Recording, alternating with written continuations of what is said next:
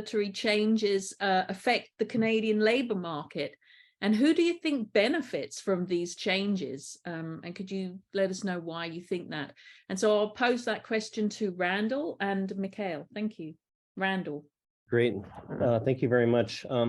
I read recently that in 2021, I think close to 40% of our all new permanent residents in Canada had previous study permits in Canada in the country. Now, in terms of who, and again, the caveat that Arun has mentioned that this is a temporary program, absolutely, but it's going to be fairly hard to put that genie back in the bottle, I would imagine. So let's just assume that downstream this may continue for an extended pilot or in some other form.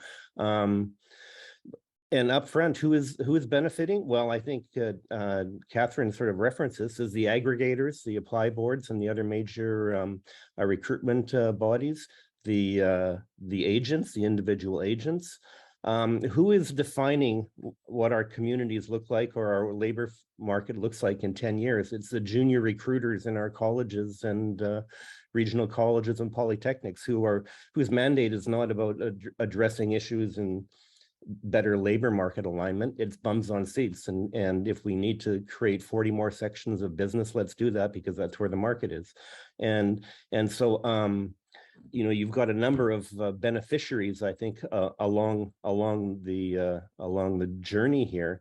But I do think, as Mikhail mentioned, you know, this sort of trending towards unskilled labor and absolute lack of alignment, I think, with other labor market needs in key sectors. Again, you know, early childhood education, health, construction, a number of things, and in key regions. And how do we better align a number of those needs through some of this tweaking to our immigration policies? Thank you, Randall. Mikhail.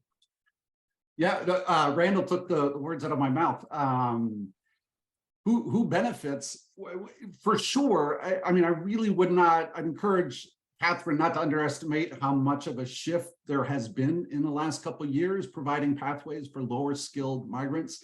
The reality is that lower skilled temporary foreign workers have higher rates of PR transitions than lower skilled have higher rates than higher skilled temporary foreign workers. That's a study that was done by Fen Hao and Garnet Pico recently. So, you know, there are many pathways for lower skilled immigrants. And as we go towards this new Express Entry 2.0 system, which is not going to use the CRS anymore, that is going to change fundamentally. And immigrants know that because they speak to consultants and lawyers who are part of the beneficiaries of these changes of the immigration industry.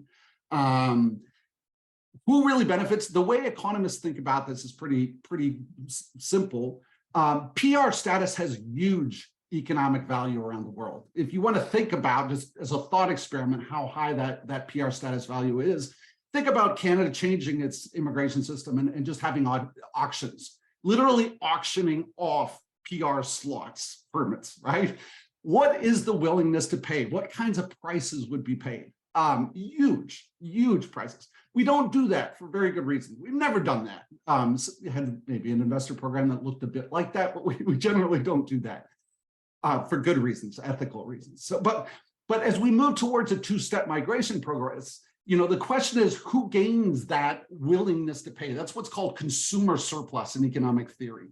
And ideally, migrants retain that. They don't pay it. But that's not what ends up happening when you move towards two-step migration, because what happens is that post-secondary institutions and employers are able to capture some of that consumer value, that surplus. How do they do that?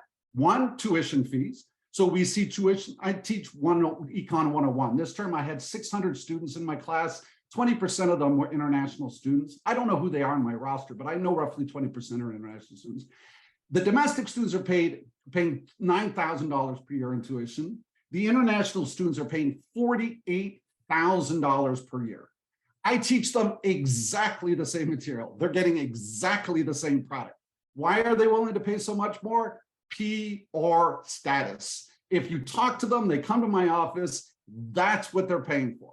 So what that means is increasingly, they're not here for education. They're not paying for education. They're paying for PR status. Universities and colleges are going to keep, because they're completely unregulated fees, are continuing every year to increase those fees, and they will continue to until they see some demand elasticity response there. That international students say, well, we can't afford this anymore. But that's not happening. I mean, the applications keep coming. They keep increasing the fees, and the applications keep coming. So they just keep increasing the fees. Who else benefits? Well, on the employer side, they're not paying to work. What they do, though, is accept really shitty working conditions. They accept really lousy wages and working conditions because that is the temporary need. I need this work experience to get me on that PR pathway. And I'm willing to put up with anything temporarily because that PR is worth so much to me. And that's how this plays out. This is how employers are able to capture that surplus value. And so there's no question employers, I mean, you want to know who benefits from this, look at who's shouting the loudest for the changes. It's corporate Canada. It's the Century Initiative.